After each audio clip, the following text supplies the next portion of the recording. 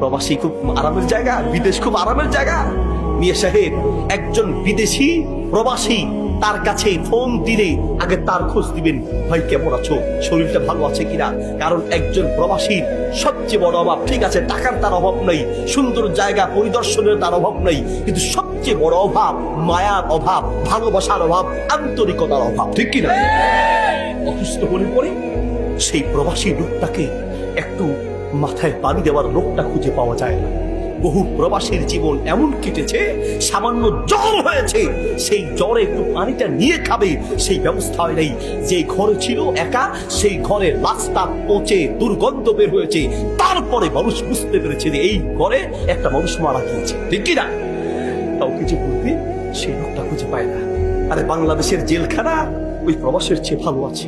বাংলাদেশের জেলখানায় তো 1-2 মাস পরে আত্মীয় স্বজন দেখা যায়, একটু খোঁজখবর নেওয়া যায়, কথা বলা যায়। কিন্তু বিদেশ এমন এক জেলখানা, সেখানে চাইলেও বছরকে বছর নিজের মা আর বাপ স্ত্রীকে দেখতে পারে না, ঠিক কিনা। হুজুর মোবাইলে তো দেখি, মোবাইলে দেখলেই কি হয়, মোবাইলে দেখলে কি হয়, মোবাইল আর সরাসরি আল্লাহর এই 2 চোখ দিয়ে সরাসরি দেখা আর মোবাইলে দেখা 100 ভাগ পার্থক্য নয়, বরং লক্ষ লক্ষ গুণ পার্থক্য আছে।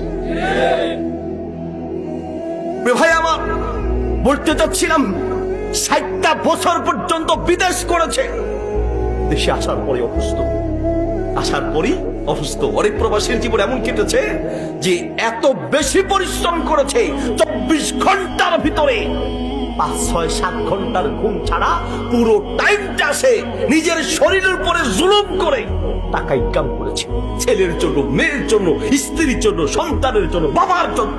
আর দেশে আসার পরে শুধু পায় অপমান, লাঞ্ছনা আর অপদস্থ ঘৃণা। কথা বলে ঠিক কিনা। এত বছর যে বিদেশে কামিয়েছে না, দেশে আসার পরে ঘৃণা আর ঘৃণা। তবে হ্যাঁ, প্রবাসী মারি খালি যে সে একা কষ্ট করে তা আমি বলবো না।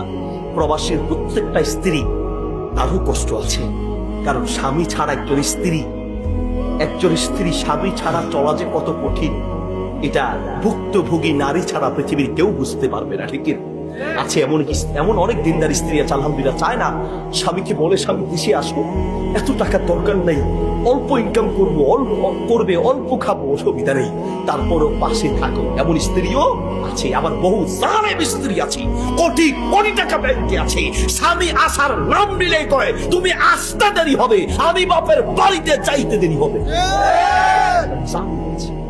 এমন জালেমও আছে।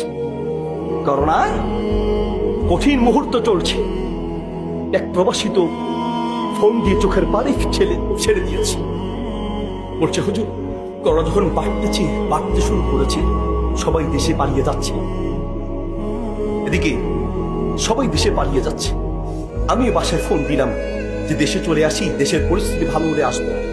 হুজুর বিশ্বাস করেন, যাদের জন্য সারা জীবনটা শেষ করেছি, সেই লোকটা, সেই আখ কাছের বন্ধন, এমনকি নিজের স্ত্রী পর্যন্ত বলছে ওখানে আসার দরকার নেই। আরে করোনা, এই সেগুলো টেনশন করার কিচ্ছু নেই। অথচ আমি দেশ ছেড়েছি 4টা বছর হয়ে গেছে, 4 বছর পরে বাড়িতে যেতে চাচ্ছি। আমার টাকার অভাব নাই, বহু সম্পদ কিনেছি, কিন্তু আমার সন্তান, স্ত্রী, আমার আত্মীয় সবাই বলছে আসলে যাইতে পারবা না, ওখানে থাকো। আছে কি নেই? তাদেরকে ব্যবহার করছি। অধিকাংশ প্রবাসীকে আমরা টিস্যুর মতো মনে করি, এটা ব্যবহার করে যেমন ফেলে দেয়, প্রবাসী মানি হচ্ছে টিস্যু, ওটাকে ব্যবহার করছি প্রয়োজন মতো, প্রয়োজন শেষ ওটাকে ফেলে দিলাম।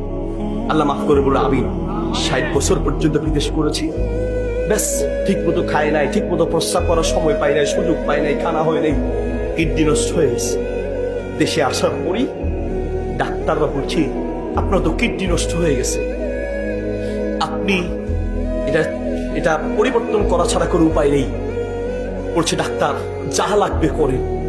ডাক্তার সাহেব, আমি 60 বছর পর্যন্ত কুয়েতে থেকে যা ইনকাম করেছি সব আমার আছে, এই টাকা পয়সা বাড়ি গাড়ি সব বিক্রি করেন, সব নিয়ে যান, কিচ্ছু আমার লাগবে না, আমি ভিক্ষা করে খাবো, তারপর আমার কিডনিটাকে ভালো করার ব্যবস্থা করেন। আরে এই কোটি কোটি টাকা দিয়ে কি হবে? তার চেয়ে বড় নিয়ামত হলো আমার সুস্থতা। আমি সুস্থ থাকলে এটাই বড় নিয়ামত। ওই কোটি টাকার আমার দরকার নেই। আল্লাহু আকবার।